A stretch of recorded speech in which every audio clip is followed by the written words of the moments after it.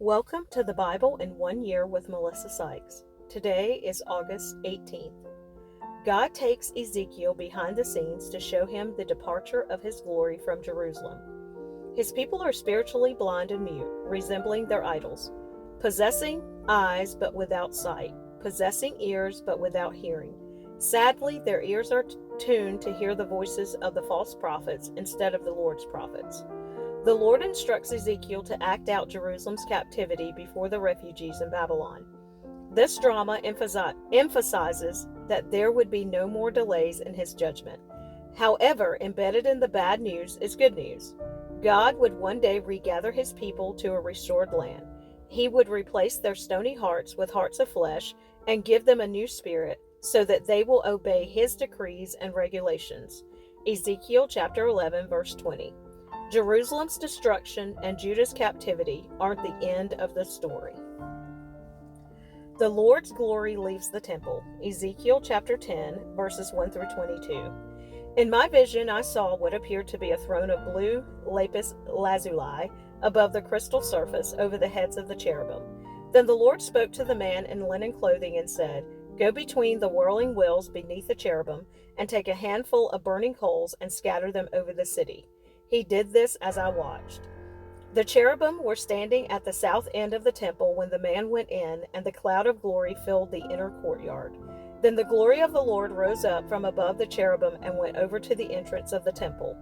The temple was filled with this cloud of glory, and the courtyard glowed brightly with the glory of the Lord. The moving wings of the cherubim sounded like the voice of God Almighty and could be heard even in the outer courtyard. The Lord said to the man in linen clothing, "Go between the cherubim and take some burning coals from between the wheels." So the man went in and stood beside one of the wheels. Then one of the cherubim reached out his hand and took some live coals from the fire burning among them. He put the coals into the hands of the man in linen clothing, and the man took them and went out. All the cherubim had what looked like human hands under their wings. I looked, and each of the 4 cherubim had a wheel beside him, and the wheels sparkled like beryl. All 4 wheels looked alike and were made the same. Each wheel had a second wheel turning crosswise within it. The cherubim could move in any of the 4 directions they faced without turning as they moved. They went straight in the direction they faced, never turning aside. Both the cherubim and the wheels were covered with eyes. The cherubim had eyes all over their bodies, including their hands, their backs, and their wings. I heard someone refer to the wheels as the whirling wheels.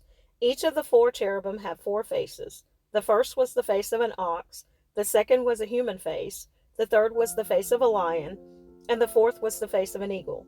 Then the cherubim rose upward. These were the same living beings I had seen beside the Kabar River. When the cherubim moved, the wheels moved with them. When they lifted their wings to fly, the wheels stayed beside them. When the cherubim stopped, the wheels stopped. When they flew upward, the wheels rose up, for the spirit of the living beings was in the wheels. Then the glory of the Lord moved out from the entrance of the temple and hovered above the cherubim. And as I watched, the cherubim flew with their wheels to the east gate of the Lord's temple, and the glory of the God of Israel hovered above them. These were the same living beings I had seen beneath the God of Israel when I was by the Kabar River. I knew they were cherubim, for each had 4 faces and 4 wings, and what looked like human hands under their wings. And their faces were just like the faces of the beings I had seen at the Kabar, and they traveled straight ahead, just as the others had. Judgment on Israel's leaders. Ezekiel chapter 11, verses 1 through 13. Then the Spirit lifted me and brought me to the east gateway of the Lord's temple, where I saw 25 prominent men of the city. Among them were Jazaniah son of Azar and Pelatiah son of Benaiah, who were leaders among the people. The Spirit said to me, "Son of man, these are the men who are planning evil and giving wicked counsel in this city. They say to the people, 'Is it not a good time to build houses? This city is like an iron pot. We are safe inside it like meat in a pot. Therefore, Son of man, prophesy against them loudly and clearly.' Then the Spirit of the Lord came upon me, and he told me to say, 'This is what the Lord says to the people of Israel. I know what you are saying, for I know every thought that comes into your minds. You have murdered many in this city and filled its streets with the dead. Therefore, this is what the sovereign Lord says. This city is an iron pot, all right, but the pieces of meat are the victims of your injustice. As for you, I will soon drag you from this pot. I will bring on you the sword of war you so greatly fear, says the sovereign Lord. I will drive you out of Jerusalem and hand you over to foreigners, who will carry out my judgments against you. You will be slaughtered all the way to the borders of Israel. I will execute judgment on you, and you will know that I am the Lord. No, this city will not be an iron pot for you, and you will not be like meat safe inside it. I will judge you even to the borders of Israel, and you will know that I am the Lord. For you have refused to obey my decrees and regulations. Instead, you have copied the standards of the nations around you. While I was still prophesying, Pelatiah, son of Benaiah, suddenly died. Then I fell face down on the ground and cried out, O sovereign Lord, are you going to kill everyone in Israel? Hope for the exiled Israel. Hope for exiled Israel. Ezekiel chapter 11, verses 14 through 21. Then this message came to me from the Lord. Son of man, the people still left in Jerusalem are talking about you and your relatives and all the people of Israel who are in exile. They are saying those people are far away from the Lord, so now he has given their land to us. Therefore tell the exiles, this is what the sovereign Lord says. Although I have scattered you in the countries of the world, I will be a sanctuary to you during your time in exile. I, the sovereign Lord, will gather you back from the nations where you have been scattered, and I will give you the land of Israel once again. When the people return to their homeland, they will remove every trace of their vile images and detestable idols. And I will give them singleness of heart and put a new spirit within them. I will take away their stony, stubborn heart and give them a tender, responsive heart. So they will obey my decrees and regulations. Then they will truly be my people, and I will be their God. But as for those who long for vile images and detestable idols, I will repay them fully for their sins. I, the sovereign Lord, have spoken. The Lord's glory leaves Jerusalem. Ezekiel chapter 11, verses 22 through 25.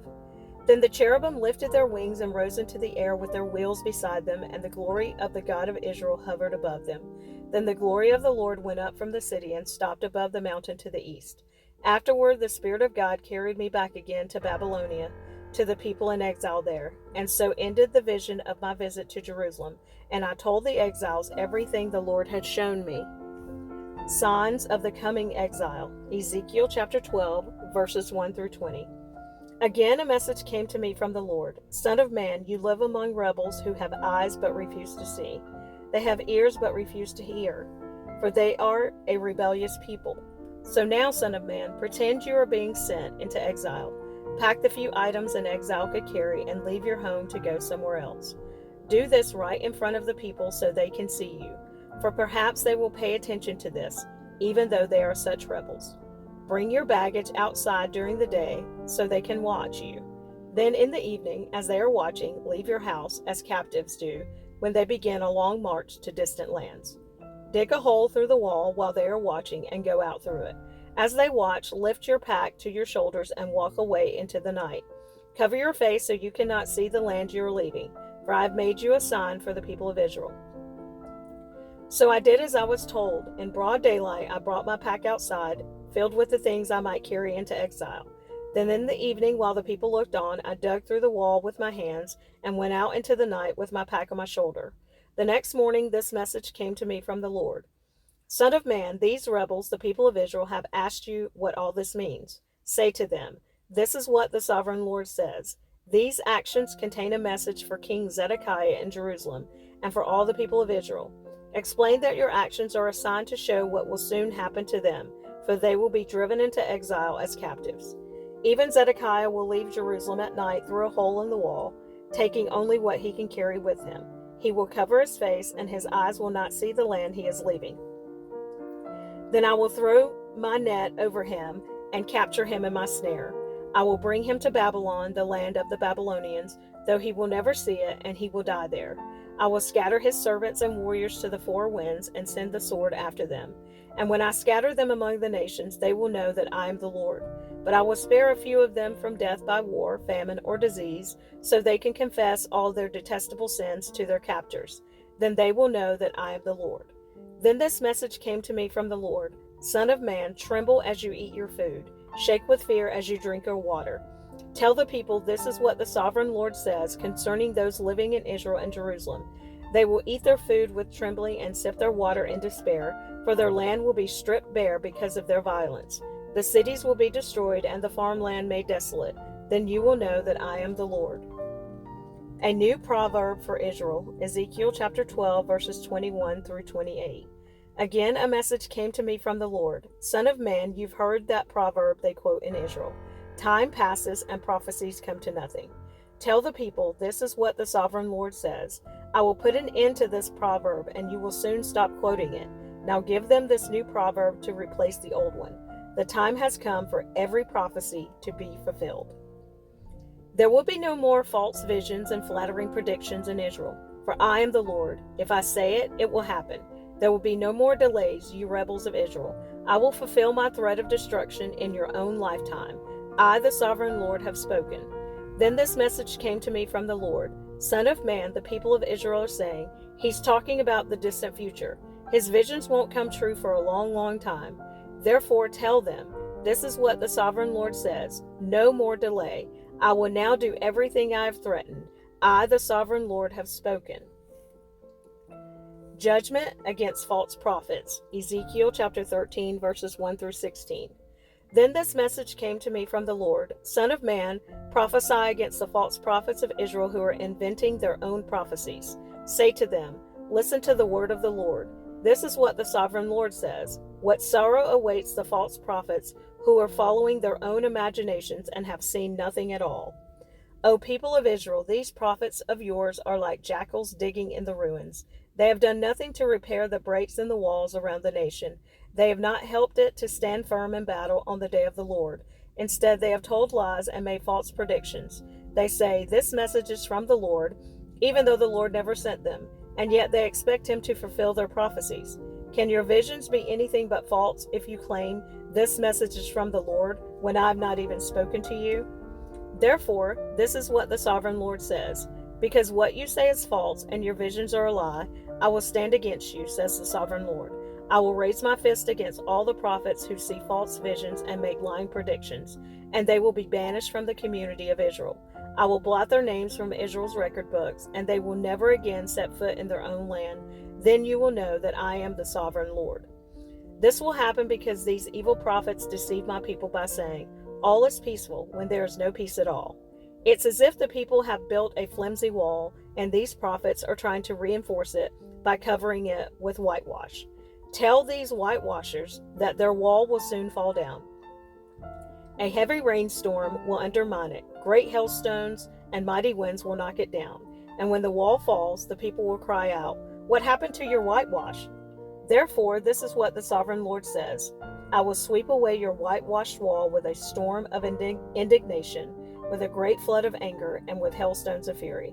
I will break down your wall right to its foundation, and when it falls, it will crush you. Then you will know that I am the Lord. At last my anger against the wall and those who covered it with whitewash will be satisfied. Then I will say to you, the wall and those who whitewashed it are both gone. They were lying prophets who claimed peace would come to Jerusalem when there was no peace. I, the sovereign Lord, have spoken. Judgment against false women prophets. Ezekiel chapter 13, verses 17 through 23. Now, son of man, speak out against the women who prophesy from their own imaginations. This is what the sovereign Lord says. What sorrow awaits you women who are ensnaring the souls of my people, young and old alike. You tie magic charms on their wrists and furnish them with magic veils. Do you think you can trap others without bringing destruction on yourselves? You bring shame on me among my people for a few handfuls of barley or a piece of bread, by lying to my people who love to listen to lies. You kill those who should not die, and you promise life to those who should not live. This is what the sovereign Lord says. I am against all your magic charms, which you use to ensnare my people like birds. I will tear them from your arms, setting my people free like birds set free from a cage. I will tear off the magic veils and save my people from your grasp. They will no longer be your victims. Then you will know that I am the Lord.